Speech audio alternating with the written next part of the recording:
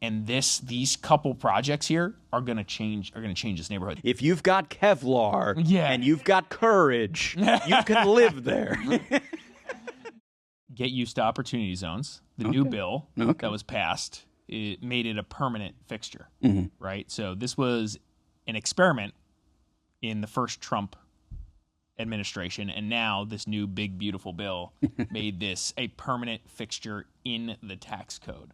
Okay. It's changed a little bit from Opportunity Zone 1.0. Now we're on to Opportunity Zone 2.0. High-level pitch on Opportunity Zones is, say you are about to get a capital gain from an investment. Your stock portfolio increases dramatically, and when you sell it, you're going to have to pay taxes.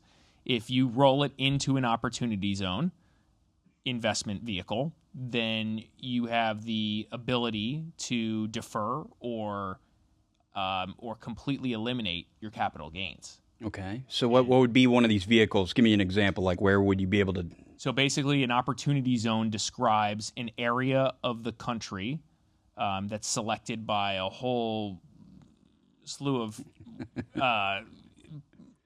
politicians and other factors, which we'll talk about in a second. But you would basically roll your capital gains into a project that a big developer is doing, maybe as an example, in an area that's been selected as an Opportunity Zone. Opportunity Zone 2.0 begins in 2027, January 1, 2027. Opportunity Zone 1.0 ends at the end of this year. Okay. Right? And so there's this weird moment where, like, almost two existing Opportunity Zone maps will exist. There'll be an overlap? There will be an overlap. And so there's like, and this year is the big year where they decide what Opportunity Zones, where the Opportunity Zones will be in 2027 for Opportunity Zone 2.0. This is a little different. So you get a 5-year deferral. So no longer is it just gone. Like the capital gain doesn't go away, right? Anymore. So it's a 5-year deferral. And then there's all these other little fancy tricks in here. So like your basis gets stepped up. And so what that means is basically, say your gain basis, say you sold an asset for $1 million. Let me just run you through, actually. There's some examples we have here. I'll talk about it in a second. So your gain basis gets stepped up by 10%. And then in rural areas where they really want the money to go, they'll step your basis up 30%. So what that basically, so there's varying degrees of these zones. Okay. Yeah. So a quick example is, you roll $1 million in gain into Opportunity Zone 1.0, you basically can walk away tax-free if you hold for 10 years. That's it, right? It just talks about that. And then you roll it in, you say you roll $1 million into Opportunity Zone 2.0, they defer the gain for 5 years. Then you only recognize $900K. So you rolled in $1 million gain, but because you got the step up in basis for 10%, so 10% of $1 million, $100,000. Right. So now you're only recognized to pay. You only have to pay taxes on the $900,000 when you pull it out. Or if you roll it into a rural area, it's 30%. So it'd be $300,000. Yeah, $700,000 total. And so that's the trick. So by the end of this year, the new maps will be drawn, basically. Okay. They have all these deadlines and all this stuff that we can get into the weeds and talk about, but that's the gist. This one is huge, in my opinion, for downtown West Palm Beach.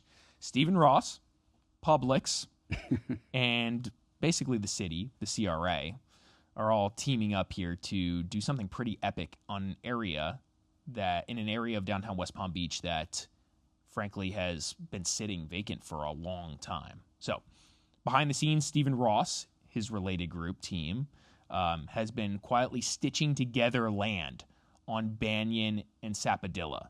And so we can show you a map in a little bit here of what that looks like. But this is an area that's been on the cusp of downtown that has just been vacant, right? And so they've been doing some stuff here for a little while, making that happen. And I'm really excited about this. I'm an owner adjacent to this. We've been watching the land purchases and saying that's a related group affiliated owner. Do they try to hide that? I mean, do they put it in shell companies? Okay. 100%. Yeah, I'm just curious.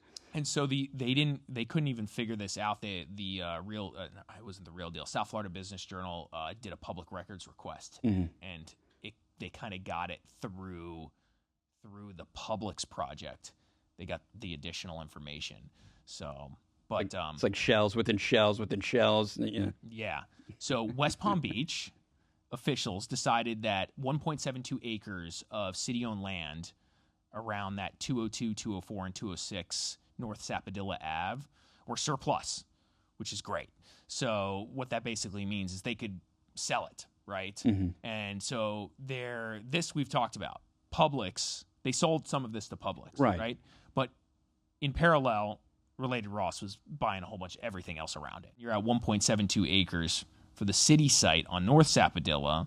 Then you have the Florida Public Utility land to the north that they control, and then the 605 to 621 Banyan parcels already owned by Related Ross, and basically meant whoever controlled the utility site and the Banyan parcels effectively controlled whether the Publix could be built, right? And so now there was that negotiation of partnership, right? Okay. Yeah. So how long do you think he's been at this? Oh, they've been working on this. They're always playing with this stuff. They're always trying to see what parcels they can, combine. We can't get enough Related. Now, this is Miami-based Related Group who wants to build 422 apartments on an 8.7-acre site at 6700 North Andrews Avenue. It's right next to a 309,000-square-foot office building that dates back to 87. Let's see what is going on with the city's Uptown Urban Village zoning district for this kind of project.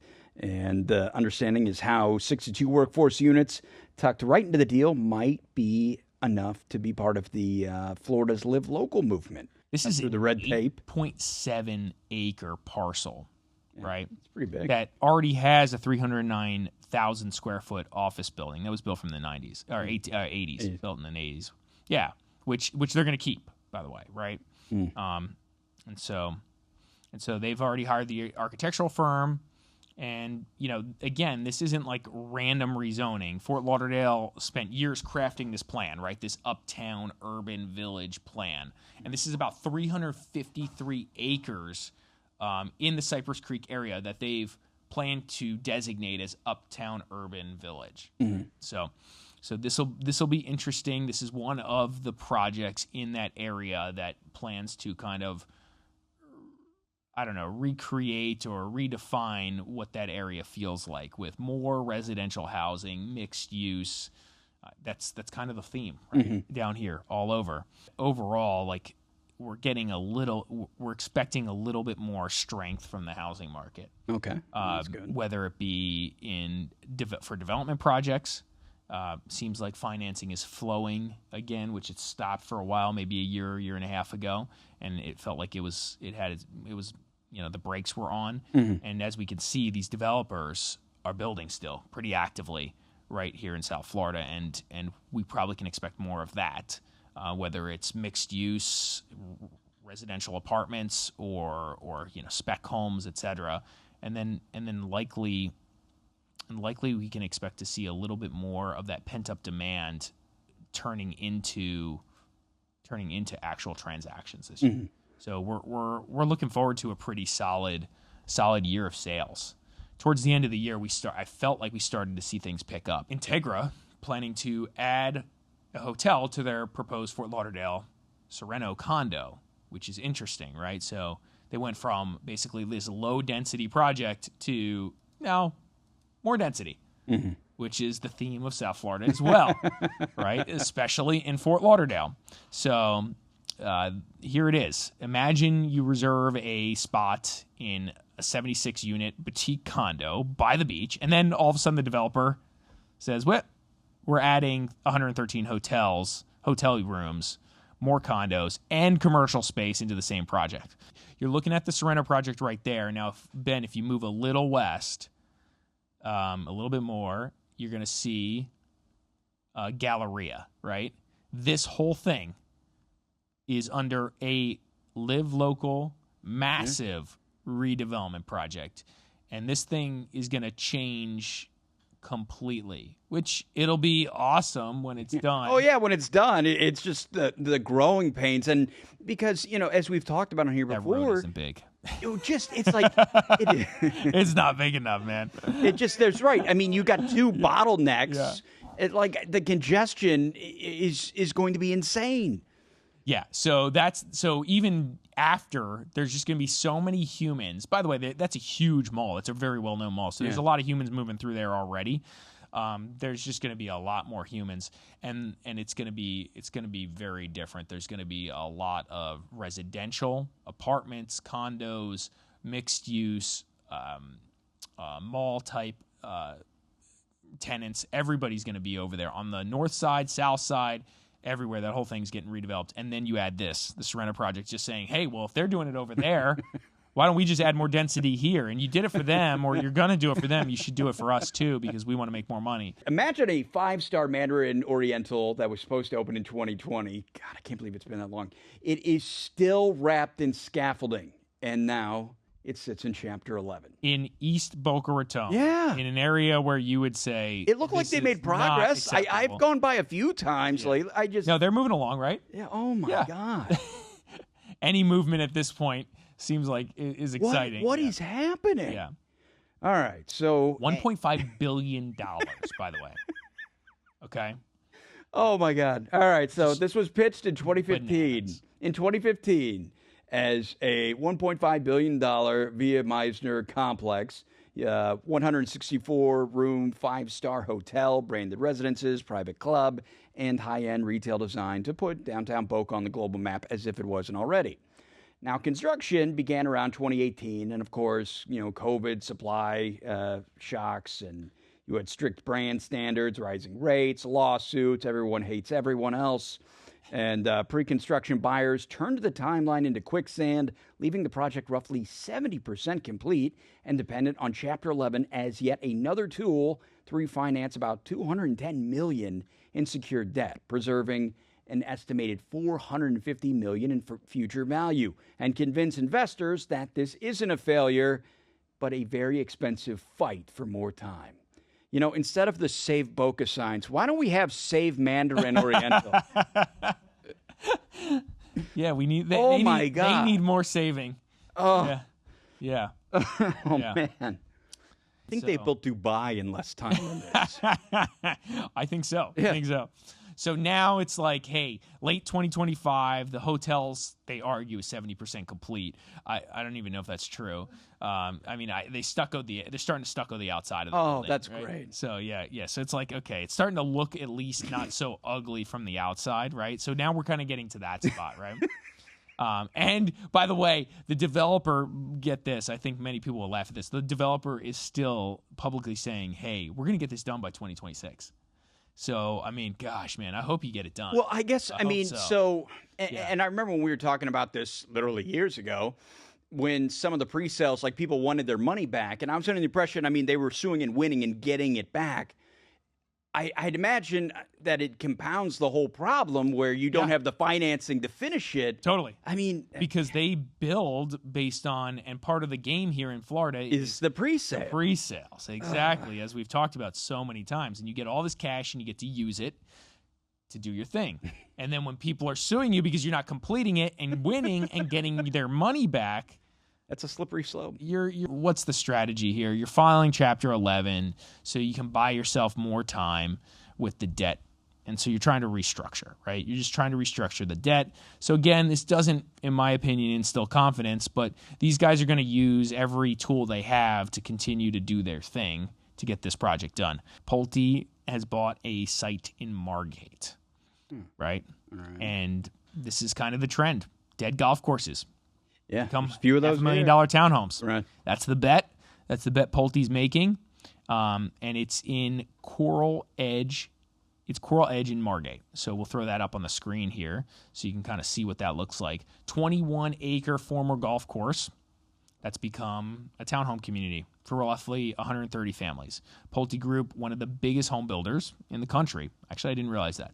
Okay, paid $17.7 million for the site with plans to sell 3 bedrooms, 2 bedrooms, and a half townhomes. And that's roughly 1,700 square feet per unit, starting at $500,000. They try to work it in so the aesthetic is somewhat of a compromise, but at the end of the day, in order to do the project, they need to make money and they need to put 132 townhomes in here. So like they're going to do their best here, and a lot of these, even though the community pushes back a bit. Let's talk about country clubs. Yeah, people nice. From outside the area aren't always exposed to country clubs like we are in South Florida. There's a lot of country clubs down here. Yeah. And there's a lot of different types of country clubs. There's the luxury country clubs that, might cost $400,000 for a membership buy-in when you buy a property. So when you buy a property, you also have to pay the club $400,000. That's it. You pay them the money. You don't get it back. You pay them that money. That's crazy. They take the money. I was going to say, I think I know one of the neighborhoods that just immediately came to mind. Totally. And so that's the thing there, right? And then you have membership dues while you live there as well to help pay for the operations of that whole country club, right? And again, these are private clubs. You can't come in off the street. You have to be invited by someone who lives there.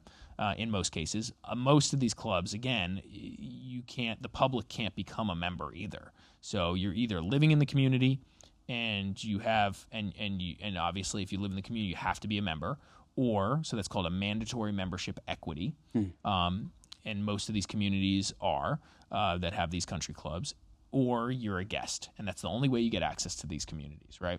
You can't come off the street and pay for the membership. You can't come off the street and just pay for a day. That doesn't exist, right? And so these communities have to support themselves, and there's only one way to do that. One, they have to have enough residents using the facilities. So they require mandatory minimums that are due. So you either go to the club and use it, or you pay that money anyway, right? And then you also have just baseline property association dues and then you have your HOA dues, homeowners association dues. So you have a combination. So if you want to be in a membership equity community or a country club in South Florida, you have to really want to be there because you're going to pay for it.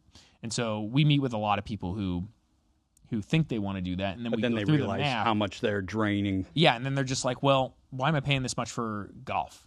What we're seeing now from the new construction communities are all the amenities that you could think of, but golf. Because interesting. Yeah, for the new builds, like the GL, Lotus Edge, Lotus Palm, any of these communities, they have huge, awesome amenities, 40, 50,000 square foot of amenities, restaurants, etc. One restaurant, etc. And then no golf. So you pay a base fee of like $800 or $900 a month, and that covers everything. And but in these country clubs, that's not the case. It's much more than that. Well, and it makes me wonder if some of these devs like the prospect of this trend where there are less golf courses right now. You know what I mean? Because you could put that many more homes right there. You can usually buy a house in a country club for a bit cheaper, depending. Like if you're at that like $200,000 to $250,000 membership required fee country club, so that's like the middle of the road, maybe, or like mid road. That's usually those homes in there or condos in there are cheaper than what you would pay for outside of the community. But then you also got to show up with $200,000. Right. And so long story short, the values and the days on market and the absorption rate all have changed in there since the pandemic. And so what I mean by that is prices seem to be falling, days on market seem to be increasing, and absorption rate seems to be increasing, suggesting we are in a buyer's market.